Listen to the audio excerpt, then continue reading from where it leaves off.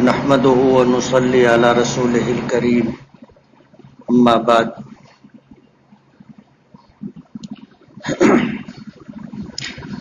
قال النبي صلى الله عليه وسلم صوموا لرؤيته وافطروا لرؤيته او كما قال عليه الصلاة والسلام۔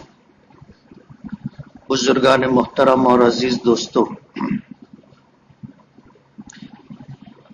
ایک وقت تھا ہم رمضان کا انتظار کر رہے تھے۔ اب یہ وقت ہے کہ رمضان ختم ہو رہا ہے۔ بہت ممکن ہے آج رمضان المبارک کا آخری دن ہو، اور آج جمعۃ الوداع بھی ہے۔ رمضان المبارک کا آخری روزہ جمعہ کا دن۔ اللہ تعالیٰ نے اپنے محبوب جناب رسول اللہ صلی اللہ علیہ وسلم کی امت کو نوازا بہت ہے۔ آپ کے صدقے میں، آپ کے طفیل میں اللہ تعالیٰ نے جو نعمتیں ہمیں عطا کی ہیں وہ پچھلی امتوں کو نہیں ملی تھی۔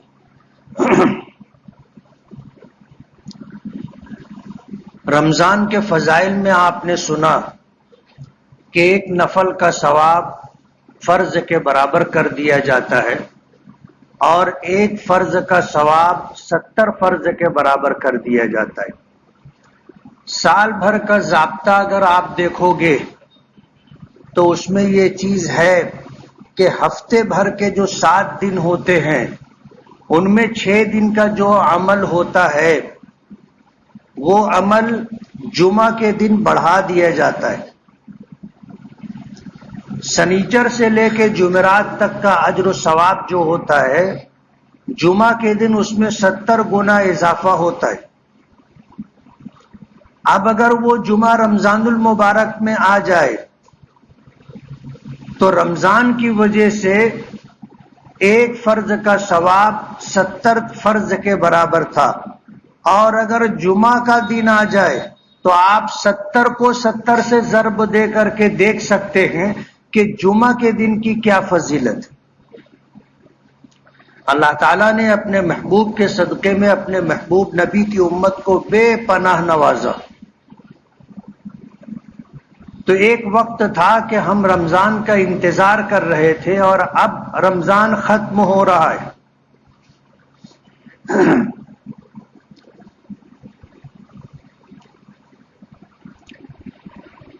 اب ظاہر بات ہے کہ رمضان کا یہ مہینہ اگر اللہ نے ہمیں دیا تھا تو اس کے دینے کا ایک مقصد تھا، اور وہ مقصد یہ تھا کہ ہم اپنے آپ کی مغفرت اور بخشش کروا کر کے جنت میں جانے کا مستحق بنا لیں۔ اللہ نے رمضان المبارک ہمیں اس لیے دیا تھا، یہ رمضان کا مقصد تھا۔ آپ نے کئی مرتبہ یہ بات سنی کہ نبی کریم صلی اللہ علیہ وسلم نے جمعہ کے دن منبر کے پہلے درجے پر قدم رکھا تو فرمایا آمین، دوسرے درجے پر قدم رکھا تو فرمایا آمین، تیسرے درجے پر قدم رکھا تو فرمایا آمین۔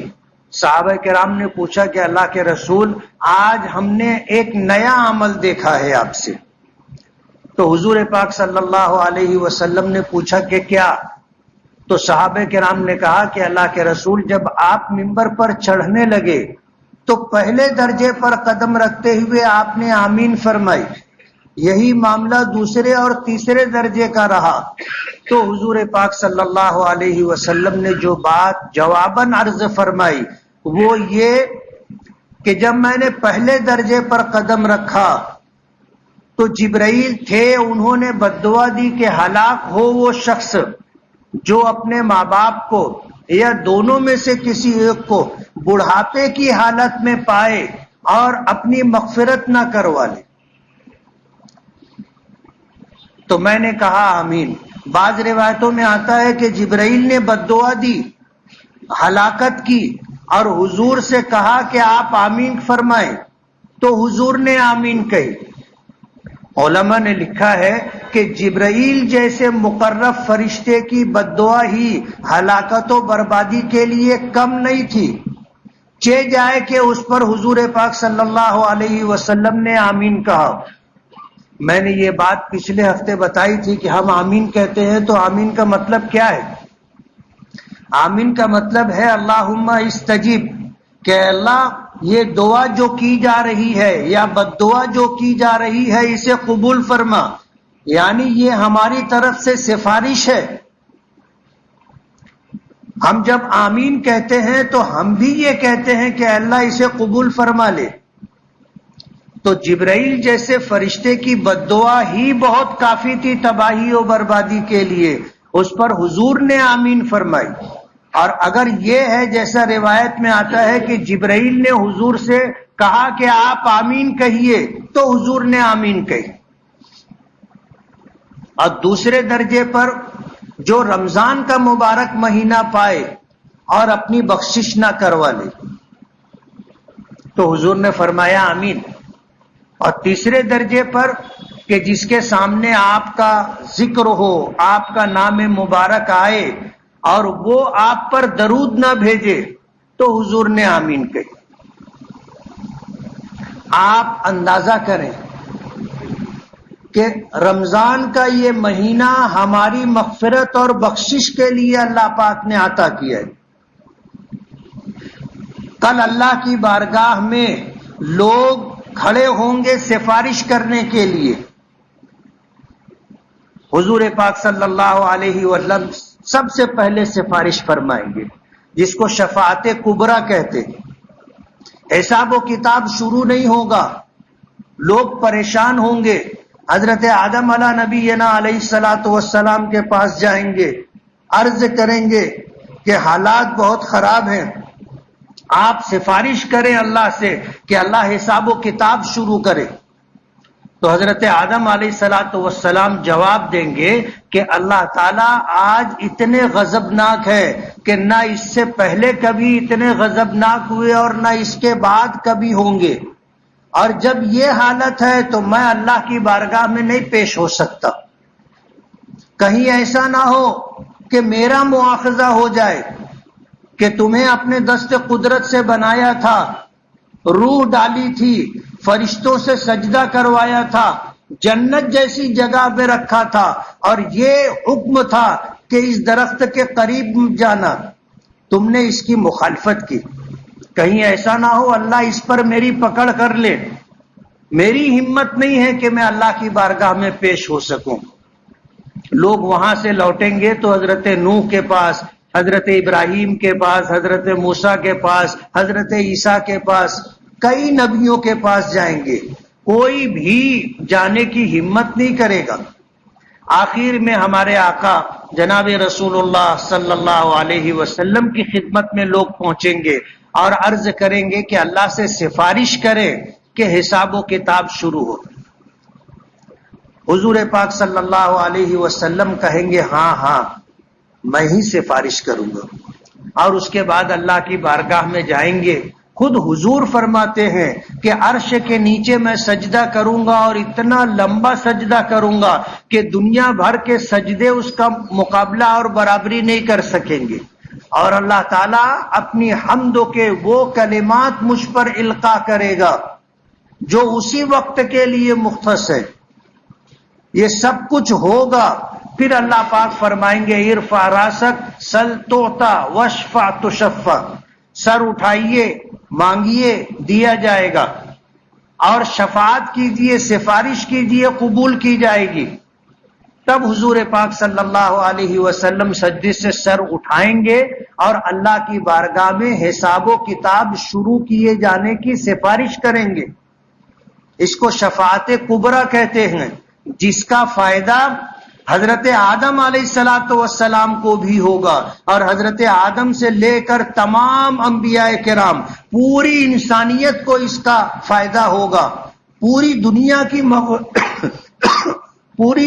کی مخلوق کو اس سے راحت ملے گی۔ اسے شفاعت کبریٰ کہتے ہیں۔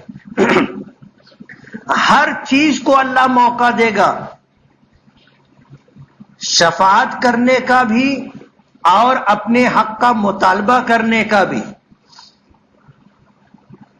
وہ جزا کا دن ہوگا، مالکی یوم الدین، اور اس بدلے کے دن کا تنے تنہا مالک، فیصلہ جس کے اختیار میں ہوگا وہ اللہ رب العالمین کی ذات ہوگی۔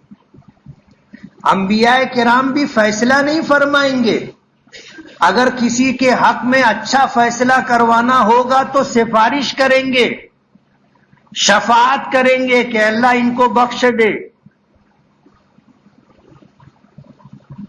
اور یہ سلسلہ ہوگا۔ ادنا سے ادنا درجہ، ہم نے کسی بیمار کی عیادت کی تھی، کل اللہ کی بارگاہ میں وہ بھی کھڑا ہوگا کہ اللہ میں بیمار تھا، اس نے میری عیادت کی تھی۔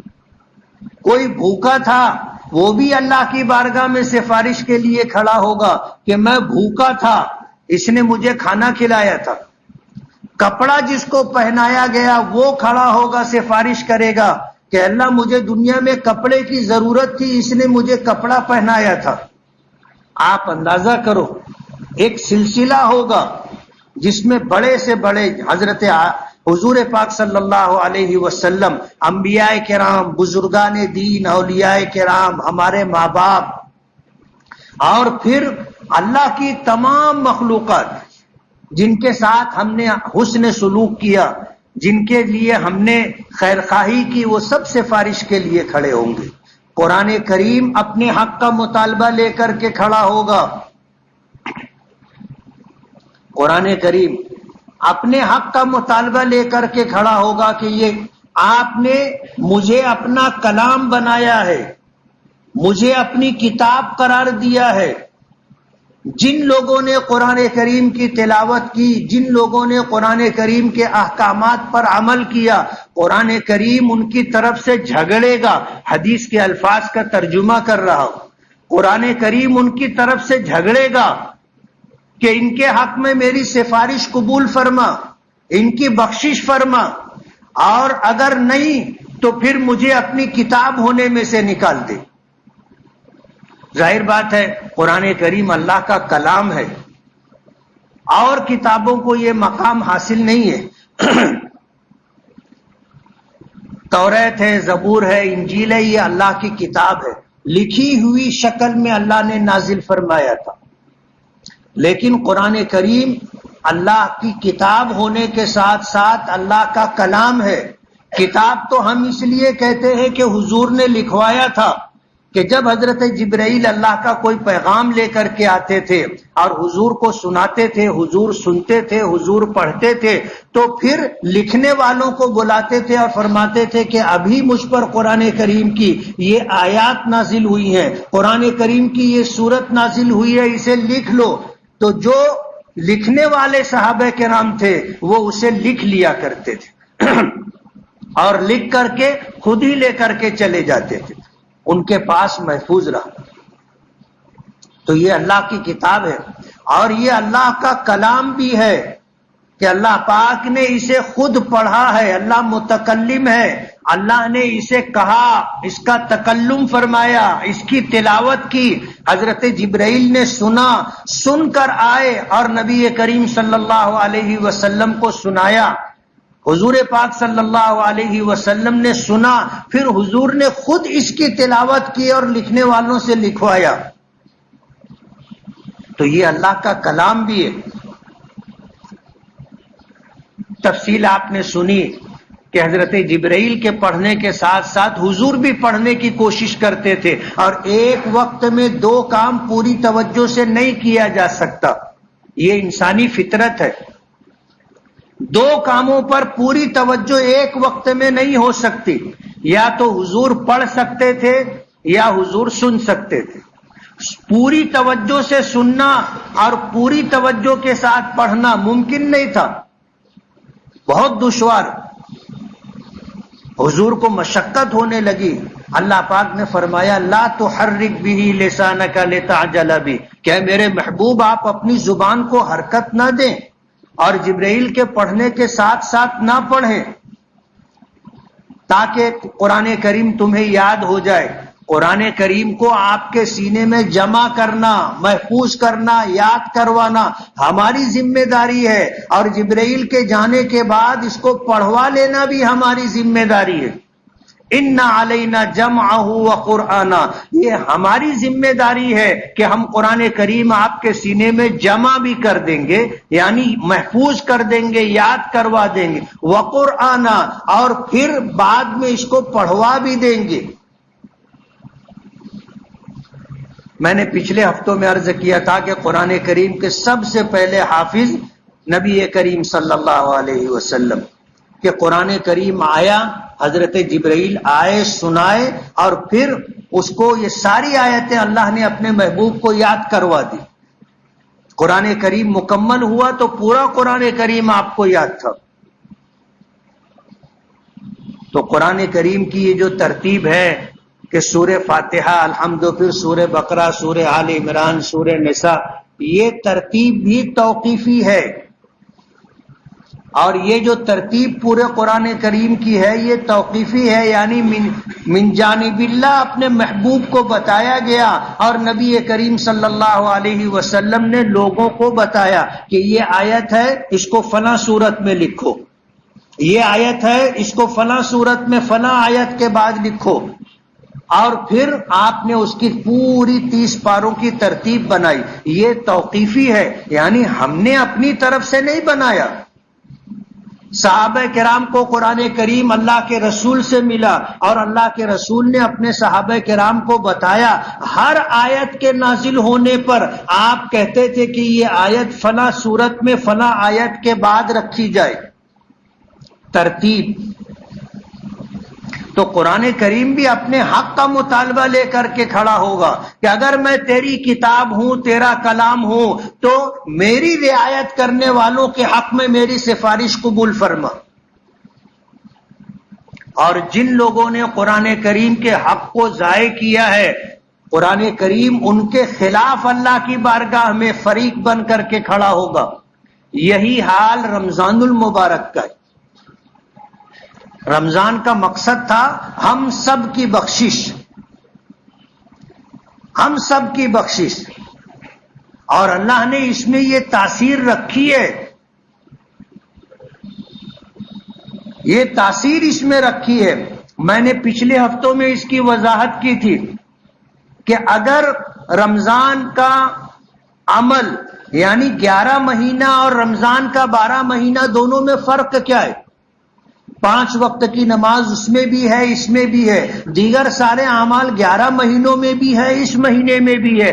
فرق ہے تو صرف اتنا کہ اس میں روزہ فرض ہے، اس میں اللہ کے رسول نے اپنی طرف سے تراویح کی سنت ہمیں عطا کی۔ یہ 2 عمل جو رمضان کو امتیازی حیثیت عطا کرتے۔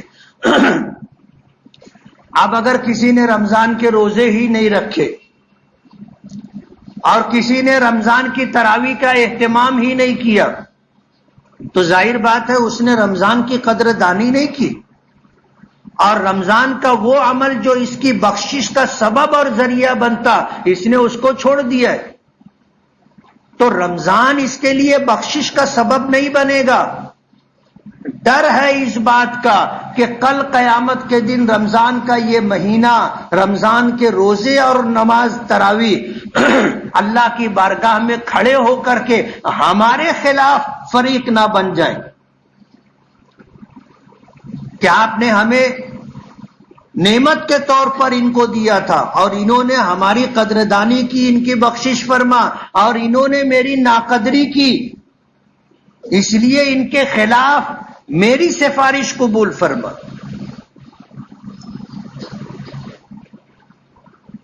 رمضان کا یہ مہینہ بھی اللہ کی بارگاہ میں کھڑے ہو کر کے اپنے حق کا مطالبہ کرے گا۔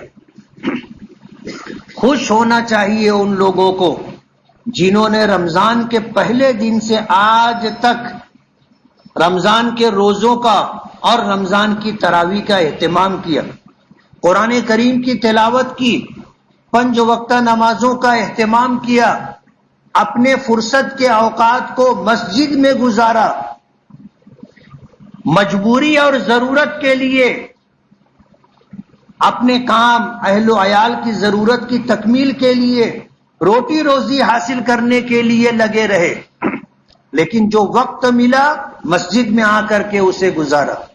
اور اخیر عشرہ ہماری مسجد میں اور بہت ساری مسجدوں میں دنیا بھر میں لوگوں نے اعتکاف کا بھی اہتمام کیا.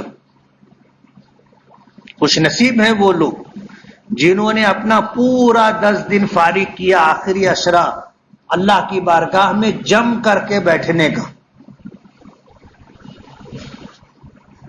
خوش نصیب ہیں اور انہیں خوش ہونا چاہیے. اس لیے خوش ہونا چاہیے کہ جن عبادتوں کا انہوں نے اہتمام کیا ہے رمضان المبارک میں، انشاءاللہ یہ عمل ان کی نجات کا، ان کی بخشش کا، ان کے درجات کی بلندی کا، اللہ کی بارگاہ میں قربت کا، اللہ کی رضا اور خوشنودی کے حصول کا ذریعہ ہے. اور اگر رمضان کے روزوں میں اور تراویح میں بخشش کروانے کی بات نہیں ہوتی، روزوں کی اور تراویح کی اللہ کے نزدیک یہ حیثیت نہیں ہوتی، تو جبرائیل جیسے فرشتے کو یہ حق نہیں تھا کہ کسی کے لیے یہ بد دعا کرتے کہ ہلاک ہو وہ شخص جو رمضان کا مبارک مہینہ پائے اور اس کی بخشش نہ ہو. جبرائیل بد دعا نہیں دے سکتے تھے. اگر رمضان کا روزہ اور رمضان کی تراویح ہماری بخشش نہیں کروا سکتے تھے تو جبرائیل کو بد دعا دینے کا حق نہیں تھا.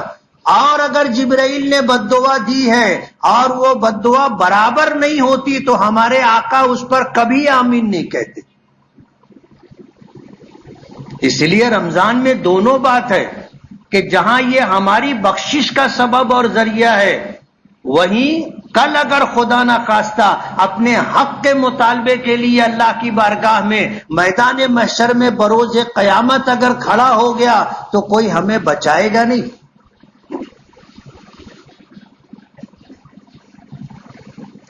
اللہ نے یہ اپنے محبوب نبی کی امت پر رحم فرما کر کے، کرم فرما کر کے رمضان کا مبارک مہینہ ہمیں دیا ہے، اور اب یہ مہینہ جا رہا ہے. کتنے لوگ تھے کہ شروع رمضان میں ہمارے ساتھ تھے، درمیان رمضان میں اللہ نے اپنی جوار رحمت میں بلا لیا. یہ ان کا نصیب تھا. اللہ نے ان کو عمر اتنی دی تھی، پوری ہو گئی تھی، اور اللہ نے اپنی بارگاہ میں بلانے کے لیے رمضان کا مبارک مہینہ انہیں عطا کیا، جس کے متعلق آتا ہے کہ جس کا انتقال رمضان المبارک میں ہو اللہ پاک اس کو قبر کا عذاب نہیں دیں گے. اور ظاہر بات ہے آخرت کی منزلوں میں سب سے پہلی منزل آدمی کا انتقال ہوا اسے قبر کے حوالے کر دیا جاتا ہے، جہاں وہ تنہا رہے گا، اس کے ساتھ صرف اس کا عمل ہوگا. حساب و کتاب کے لیے پہلا مرحلہ فرشتے آئیں گے، آ کر کے سوال کریں گے مر ربک کا، تیرا پروردگار کون ہے، وما دینوں کا، دنیا میں دنیا بھر کے اس مذاہب تھے، تیرا مذہب اور دھرم کیا تھا. اور پھر ہمارے آقا جناب رسول اللہ صلی اللہ علیہ وسلم کے متعلق پوچھا جائے گا، آپ کی شبیہ مبارک بتائی جائے گی، آپ کا دیدار کروایا جائے گا اور پوچھا جائے گا ما تقول فی ھذا الرجل، کہ اس شخص کے بارے میں تیرا کیا عقیدہ تھا، تو کیا کہتا تھا. پہلے سوال کے جواب میں کہے گا، جب فرشتہ پوچھے گا مر ربک کا، تیرا پروردگار کون، تو جو صاحب ایمان ہوگا، جو دنیا میں اللہ کو ہمیشہ یاد کرتا ہوگا، ہر کام میں اللہ کی مرضی نامرضی سامنے رکھتا ہوگا، وہ کہے گا ربی اللہ، میرا پروردگار تو میرا اللہ ہے، ربی اللہ، میرا پروردگار اللہ ہے. اور اپنے مذہب اور دھرم کے بارے میں کہے گا، پوچھا جائے گا ما دینوں کا، تو وہ کہے گا دینی الاسلام، کہ میرا دین اسلام ہے. اور پھر حضور پاک صلی اللہ علیہ وسلم کے متعلق جب پوچھا جائے گا کہ ان کے بارے میں تمہارا کیا عقیدہ ہے، کیا کہتے تھے، تو اس وقت جو آپ کی نبوت پر ایمان لایا اور جس نے آپ کا احترام، آپ کی عظمت، آپ کے رفیع المرتبت مقام کے پیش نظر آپ کو احترام دیا، عزت دی، جب پوچھا جائے گا ما تقول فی ھذا الرجل، تو وہ کہے گا ھذا نبینا وَهَذَا رَسُولُنَا جَاءَنَا بِالْبَيِّنَاتِ وَالْهُدَى فَآمَنَّاهُ وَصَدَّقْنَاهُ. یہ تو ہمارے نبی ہیں، یہ تو ہمارے رسول ہیں، یہ آئے تو اللہ کے احکامات لے کر کے آئے، قرآن کریم کی آیات لے کر کے آئے. اللہ نے آپ کے ذریعے سے ہمیں زندگی گزارنے کا سلیقہ اور طریقہ عطا کیا، ہم آپ پر ایمان لائے اور ہم نے آپ کے نبی نبوت اور رسالت کی تصدیق کی. یہ سوال و جواب ہو جائے گا. صحیح جواب دینے پر فرشتے کہیں گے نم کنومت العروس، بے خوف ہو کر دلہن کی طرح سو جا. حدیث پاک میں آتا ہے پھر یہ مردہ، یہ میت سوئے گا تو جب سور پھونکا جائے گا، جب اس کی آنکھ کھلے گی اور جب اٹھے گا تو ایسا لگے گا کہ بس ابھی سویا تھا، نیند پوری نہیں ہوئی اور اٹھا لیا گیا. یہ برزخ کا زمانہ ہوگا، قبر کی زندگی، برزخ کا زمانہ. تو رمضان کا مہینہ اللہ نے ہمیں دیا تھا. جن کا نصیب و مقدر تھا وہ آج تک ہیں، اور رمضان، پورا رمضان انہوں نے وصول کیا فرض نمازوں کے ساتھ، رمضان کے روزوں کے ساتھ، تراویح کے اہتمام کے ساتھ اور گناہوں سے اجتناب کے ساتھ اپنی ان اوقات کو گزارا. خوش نصیب ہیں. اور انشاءاللہ جنہوں نے نیک نیتی اور اخلاص کے ساتھ اللہ اس کے رسول کو راضی کرنے کی نیت سے روزے بھی رکھے، تراویح بھی پڑھی، رمضان کے اوقات کا احترام بھی کیا، انشاءاللہ ان کی بخشش ہوگی. انہیں اس پر بھروسہ رکھنا چاہیے. اللہ اس کے رسول کی بات پر اعتماد کا مطلب ہی یہی ہے کہ اگر ہم نے روزہ رکھا اور اہتمام کے ساتھ تراویح پڑھی تو ہمارے دل میں اس بات کا یقین اور اطمینان ہونا چاہیے کہ اللہ نے ہماری بخشش کر دی. اب اتنی بڑی نعمت ملی ہے تو اس کو سنبھالنا بھی ضروری ہے، اس کو سنبھالنا ضروری ہے. ماں باپ کا انتقال ہوا، ماں باپ نے جائیداد چھوڑی تھی، وراثت میں بہت مال ملا، ان کی ذمہ داری تھی وہ پوری ہو گئی، ہم کو نصیب سے مل بھی گئی وراثت میں بڑی دولت. اب ہماری ذمہ داری ہے کہ اس کو سنبھالیں.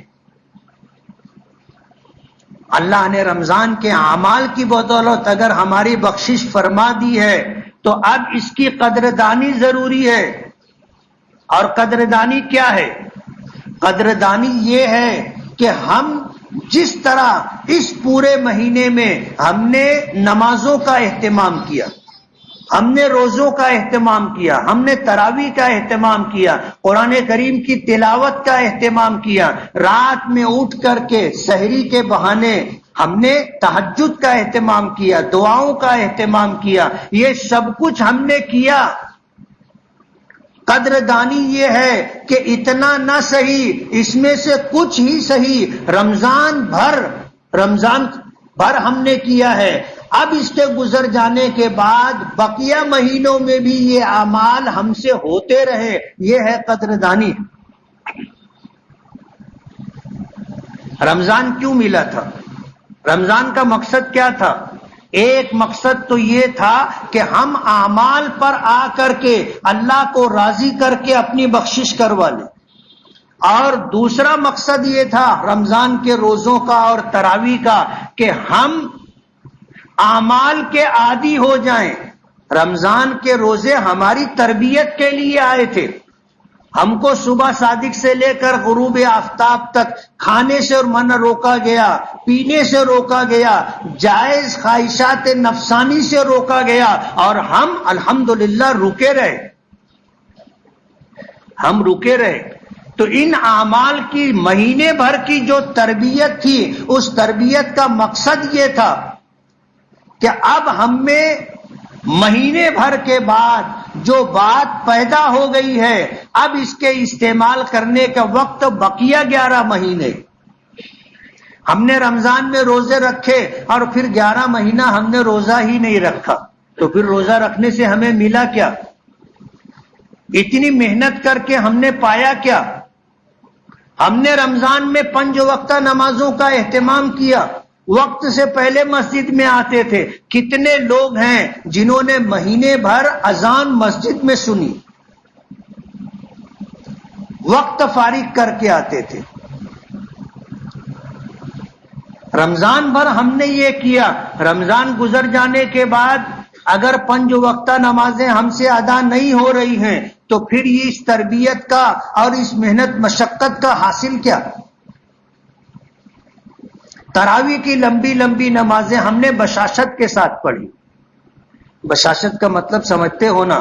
امام نے کہا اللہ اکبر تو ہم نے بھی کہا اللہ اکبر، یہ ہے بشاشت.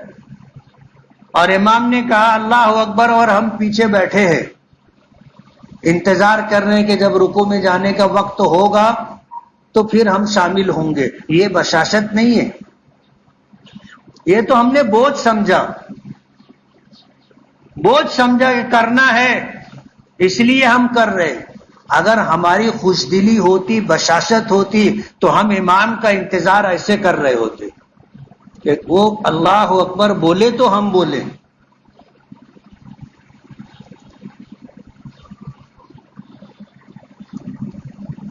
تو رمضان آیا اس لیے تھا کہ ہمارے اندر اعمال کی تربیت پیدا ہو جائے، اور یہ 11 مہینے سمجھ میں آنے والی چیز ہے کہ رمضان سے ہم نے جو پایا تھا وہ ہے کہ نہیں. رمضان بھر کے اعمال ہم 11 مہینوں میں کرتے ہیں، کر سکتے ہیں یا نہیں، یہ پیمانہ ہے. رمضان بھر کا جائزہ لے کر 11 مہینوں کا جائزہ آپ لے. کیا بات تھی کہ نبی کریم صلی اللہ علیہ وسلم ہر ہفتے پیر اور جمعرات کے روزے رکھتے تھے. ہر مہینہ چاند کی 13، 14، 15 تاریخ کے روزوں کا اہتمام کرتے تھے. رجب کا مہینہ اکثر دن روزہ رکھتے تھے. شعبان کا پورا مہینہ یوم الشک کو چھوڑ کر کے روزہ رکھتے تھے. کیا بات تھی؟ کیوں آپ نے فرمایا کہ نماز میری آنکھوں کی ٹھنڈک ہے؟ کیوں آپ نے فرمایا کہ تہجد پڑھنا اللہ کے نیک بندوں کا طریقہ ہے؟ کیوں آپ دعا کا اہتمام کرتے رہتے تھے؟ لمبی لمبی نماز پڑھتے تھے، قدم مبارک پر ورم آ جاتے تھے. کہا جاتا تھا کہ اللہ کے رسول آپ تو بخشے بخشائے ہیں، آپ اتنی تکلیف کیوں اٹھا رہے؟ تو فرمایا کرتے تھے کہ افلا اکون عبدا شکورا، اللہ نے مجھے بخش دیا، یہ اللہ کا کرم ہے، تو کیا اس کی شکر گزاری میں نماز نہ پڑھوں، میں روزے نہ رکھوں، میں تلاوت نہ کروں، میں تہجد نہ پڑھوں، میں دعائیں نہ کروں؟ افلا اکون عبدا شکورا، کہ میں اللہ کا شکر گزار بندہ کیوں نہ بنوں اور اللہ کا شکریہ کیوں نہ ادا کروں؟ رمضان آیا اور ایسے کتنے رمضان اللہ نے ہمیں عطا کیے. اس کا کرم اور احسان ہے. اور اللہ نے ہمیں رمضان کا مہینہ دیا ہی اس لیے ہے کہ ہم پر اللہ کا کرم ہو، اللہ کی بخشش ہو، اللہ کی عنایتیں ہوں، نوازشیں ہوں، نعمتوں سے سرفراز کیا جائے. اللہ نے اس لیے دیا تھا. رمضان کے متعلق فرمایا کہ یہ مومن کے لیے ہے اور اس میں مومن کا رزق بڑھا دیا جاتا ہے. یہ صبر کا مہینہ ہے اور فرمایا صبر کا بدلہ جنت ہے.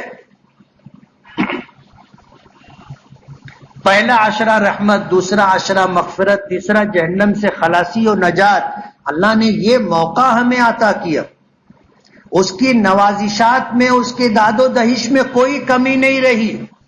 نصیب کی بات ہے. کسی نے تھوڑا لیا، کسی نے کچھ زیادہ لیا، کسی نے جی بھر کر کے سمیٹا اور بٹورا. یہ نصیب کی بات ہے.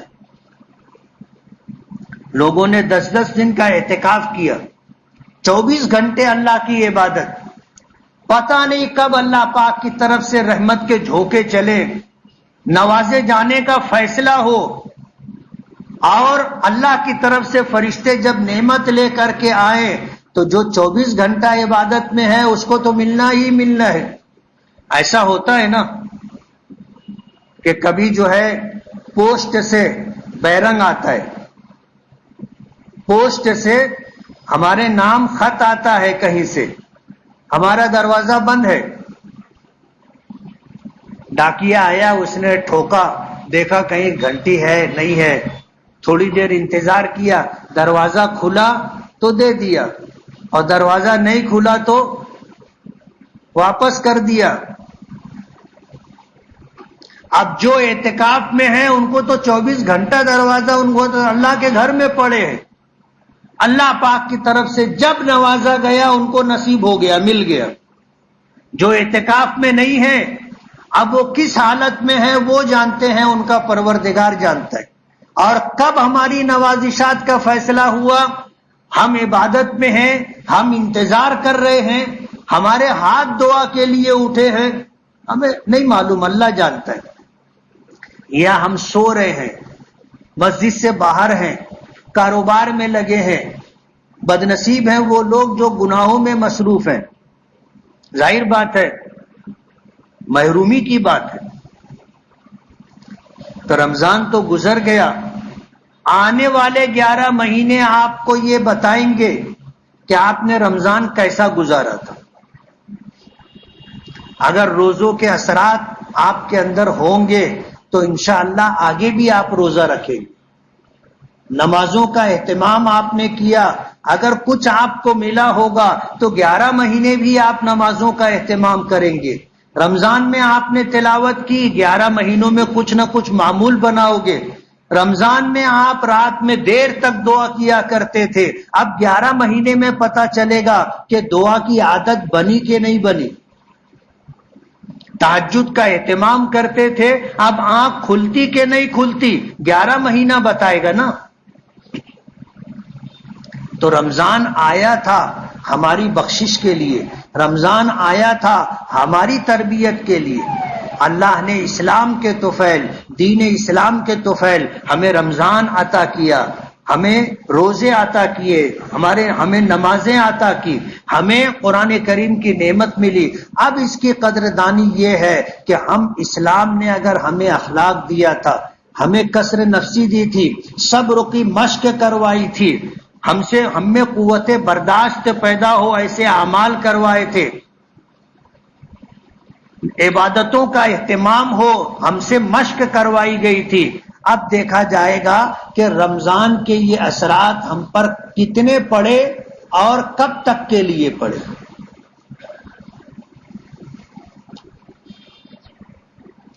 اللہ نے زندگی دی تو انشاءاللہ اگلا رمضان بھی دیکھیں گے, لیکن ہمیں نہیں معلوم کہ اگلا رمضان ہم دیکھ سکیں گے کہ نہیں دیکھ سکیں گے. آج آخری دن ہے, آخری دن ہے, اور آدھا گزر گیا, آدھا ہی دن رہ گیا ہے. اگر دل میں ذرا سی بھی کسک رہ گئی ہو تو یہ جو چند گھنٹے باقی بچے ہیں, توبہ کر کے اپنی کوتاہیوں پر نادم ہو کر کے, رو دھو کر کے اللہ کو منا لے. اور رمضان کی جو نعمتیں ہیں, اللہ جو دینا چاہتا ہے, آنے والی رات اگر چاند دکھا تو یہ لیلۃ الجائزہ انعام کی رات ہوگی. ہم نے مہینے بھر محنت کی ہے, اس کا صلہ ملنے والا ہے. ہم نے مہینے بھر محنت کی ہے, اس کی اجرت ملنے والی ہے. ہم نے مہینے بھر محنت کی ہے, آنے والی رات اگر چاند دکھ گیا تو یہ انعام کی رات ہوگی. انعام سمجھتے ہو نا, آدمی اپنی ڈیوٹی سے زیادہ کام کرے تو اس کو جو بڑھ کر کے دیا جاتا ہے وہ انعام ہوتا ہے. اور اس رات کا نام ہی لیلۃ الجائزہ ہے, انعام کی رات, جس کو ہم چاندرات کہتے ہیں. جیسے ہی چاندرات سنائی دیتی ہے, عشاء کی نماز میں مسجد خالی ہو جاتی, یعنی اب لینے کا ٹائم آیا تو آدمی لینے کے لیے ہی نہیں آیا. نام پکارا گیا محمد اسماعیل, لوگ دیکھ رہے ادھر ادھر, بولے جان دو آیا نہیں ہے, اس کا انعام کنارے رکھ دو. سمجھ رہے ہو, انعام کی رات ہے. ہمیں انعام دینے کے لیے بلایا جائے گا, نام کا اعلان ہوگا. ایسا نہ ہو کہ نام کا اعلان ہوا اور انعام فرشتے ہاتھ میں لے کے کھڑے ہیں کہ یہ آئے اور لے جائے, معلوم پڑا کہ وہ آیا ہی نہیں ہے. مدرسوں کا سالانہ جلسہ ہوتا ہے، انعامات تقسیم ہوتے ہیں، تو ایسے ہی ہوتا ہے، ایک آدھ ایسے رہتے کہ آتے نہیں، نام کا اعلان ہوتا ہے، تھوڑی دور لوگ انتظار کرتے، ادھر ادھر دیکھتے، نہیں آئے، رکھ دو۔ رات گزرے گی، دوسرا دن عید کا دن ہوگا، جب عید کا دن ہوگا تو اس وقت بھی یہ اعلان ہوتا ہے کہ نکلو اس کریم رب کی بارگاہ کی طرف جس کے خزانے لامحدود ہیں۔ گلی کے نکڑ پر، راستوں میں فرشتے کھڑے ہو کر کے اعلان کرتے رہتے، چلو اس کریم رب کی بارگاہ کی طرف۔ زندگی بھر آدمی سوتا ہے، کھاتا ہے، پیتا ہے، وقت گزاری کرتا ہے، لیکن جب کچھ مواقع ایسے آتے ہیں تو اپنے اوقات کو فارغ کرنا چاہیے۔ لوگ پوچھتے ہیں دکانے کا ٹائم کیا ہے؟ 8:30۔ ہاں بولے 8:15 بجے نکلیں گے تو پہنچ جائیں گے۔ نہیں، ہمیں 7 بجے پہنچ جانا ہے، کوشش کرنا ہے پہلی صف میں نماز پڑھنے کی۔ ہم وہاں جا رہے ہیں، ہمیں نوازا جائے گا، ایسا نہ ہو کہ ہم لائن لگا کر کھڑے ہوں اور آخری میں ہمارا نمبر ہو۔ کوشش کریں کہ پہلی صف میں، کہ جیسے ہی دیا جائے تو سب سے پہلے ہم لیں۔ اعلان ہوتا ہے، مغفرت کی جائے گی، اجر و ثواب دیا جائے گا، درجات بلند کیے جائیں گے، اللہ پاک کی طرف سے اعلان ہوتا ہے، بلاؤں سے، بیماریوں سے، مصیبتوں سے نجات دی جائے گی، کشادہ فراخ روزی دی جائے گی، اللہ اپنی نعمتوں کے خزانے عطا کرے گا۔ قدردانی یہ ہے کہ 7 بجے ہم پہنچ جائیں، 8:30 بجے اگر نماز کا وقت ہے تو، یہ نہیں کہ 8:30 بجے ہے تو 8:30 بجے پہنچے۔ کتنے لوگ ہوتے ہیں جن کو عیدگاہ میں جگہ نہیں ملتی، روڈ پر نماز پڑھتے ہیں، روڈ پار کر کے دوسری جگہوں پر نماز پڑھتے ہیں۔ وقت سے پہلے پہنچنے کی کوشش کرے۔ آتا ہے نا کہ نماز کے انتظار میں بیٹھنے والا شخص نماز میں شمار کیا جاتا ہے۔ ہم مسجد میں آئے نماز کے لیے، ابھی نماز کھڑی نہیں ہوئی، ہم نماز کے انتظار میں ہیں، تو یہ وقت ہمارا نماز میں شمار کیا جائے گا۔ نماز 5 منٹ کی، 10 منٹ کی، لیکن یہ آدھا گھنٹہ جو ہم بیٹھے، یہ آدھا گھنٹہ بھی ہمیں نماز کا ثواب اللہ پاک دیں گے۔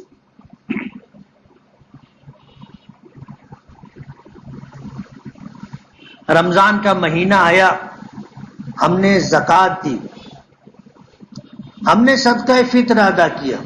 کتنے لوگ صدقہ فطر دے چکے؟ ہاتھ اٹھانا۔ بہت تھوڑے لوگ دیے۔ دینا ہے کہ نہیں دینا ہے؟ کب دینا ہے؟ کب دینا ہے؟ جلدی دینا ہے، جن کو ملے وہ بھی ہماری خوشیوں میں شریک ہو جائیں۔ کل کا عید کا دن وہ بھی عید کی طرح منائیں، یہ نہ ہو کہ عید کا دن ہو اور وہ مانگنے کے لیے نکلیں۔ زکوٰۃ مال کی پاکی کا ذریعہ ہے، اور صدقہ فطر جان کا صدقہ ہے۔ صدقہ فطر رمضان میں جو عبادتیں، روزہ، تلاوت، نماز ہم نے کی ہے، جب ہم صدقہ فطر دیں گے اللہ کی بارگاہ میں یہ اعمال مقبول ہو جائیں گے۔ ورنہ حدیث پاک میں آتا ہے کہ یہ روزہ ہے، تراویح ہے، سب کچھ لٹکے رہیں گے۔ جو آدمی صدقہ فطر نہیں دیا اس کے اعمال پہنچے نہیں، لٹکے رہیں گے۔ اور دینا کتنا ہے؟ حضور پاک صلی اللہ علیہ وسلم نے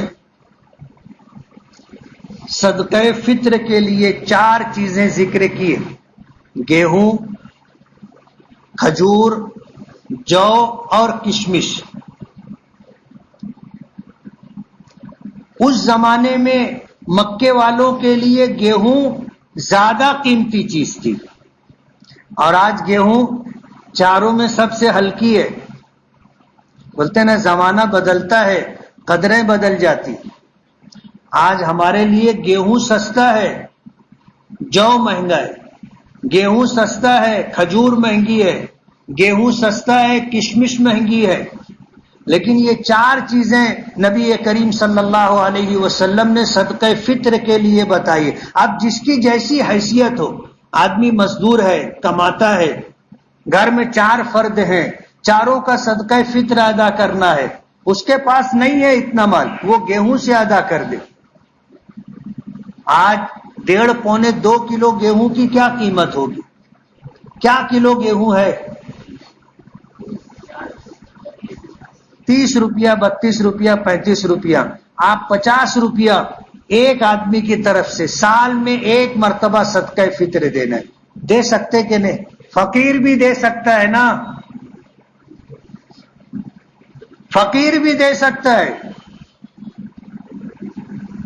اس لیے صدقہ فطر، آپ مزدور ہیں تو آپ گیہوں کے حساب سے دیں، اور اللہ نے آپ کو نوازا ہے تو آپ کھجور کے اعتبار سے دیں، کشمش کے اعتبار سے دیں، جو آپ کی حیثیت ہو. اور یہ معمولی چیز نہیں ہے. صدقہ فطر روزوں اور نماز کو قبول کروانے کا ذریعہ ہے. مہینے بھر محنت کی ہے، اور اگر یہی اعمال لٹکے رہ گئے تو کیا ملے گا؟ خوش دلی اور بشاشت کے ساتھ عیدگاہ کی طرف نکلنے سے پہلے صدقہ فطر ادا کر دیں گے نا؟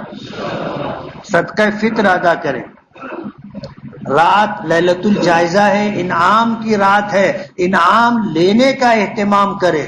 دوسرے دن عیدگاہ جانے کا اہتمام کریں، وقت سے پہلے پہنچنے کی کوشش کریں. اور اللہ کی بارگاہ میں اعلان کیا جاتا ہے، جو مانگو گے دوں گا، جو مانگو گے دوں گا. اب اپنی حیثیت کی بات ہے کہ ہم کیا مانگتے، یہ تو مانگنے والے کے اوپر ہے. دینے والے نے تو اعلان کر دیا، جو مانگو گے دوں گا.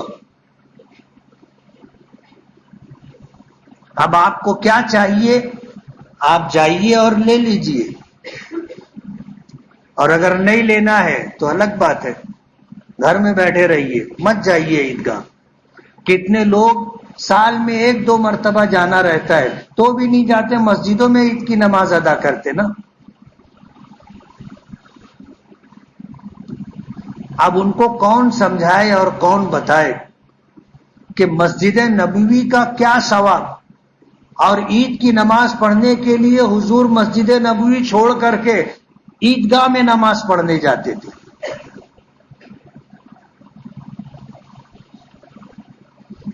عیدگاہ پہنچنے کا وقت سے پہلے اہتمام کیجیے. کریں گے نا؟ غور کریں، یہ چند گھنٹے باقی ہے. رمضان کے تعلق سے ہمیں کیا کرنا تھا، ہم نے کیا کیا؟ روزے کیسے رکھنے تھے، تراویح کیسے پڑھنی تھی، قرآن کریم کی تلاوت کا اہتمام کرنا تھا، دعاؤں کا اہتمام کرنا تھا، تہجد کا اہتمام کرنا تھا. ہم نے کیا نہیں کیا؟ خوش ہو جائیے، انشاءاللہ نوازے جاؤ.